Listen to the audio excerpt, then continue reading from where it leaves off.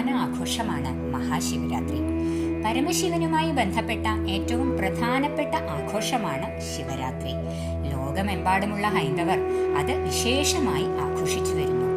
കുംഭമാസത്തിലെ കൃഷ്ണപക്ഷത്തിലെ 13-ാം രാത്രിയും 14-ാം പകലുമാണ് ശിവരാത്രി ആഘോഷിക്കുന്നത്.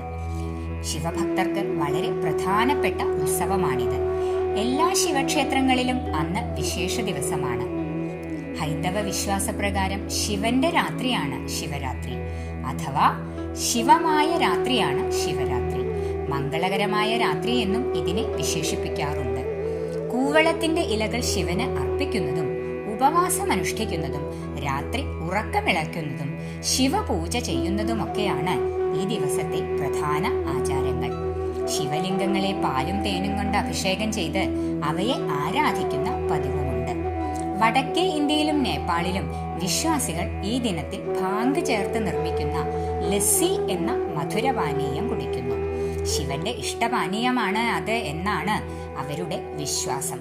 ശിവരാത്രി വ്രതം എടുത്ത് ശിവാരാധന നടത്തുന്നത് ഐശ്വര്യകരവും ദുരിതനാശകരവുമാണ് എന്നാണ് വിശ്വാസം.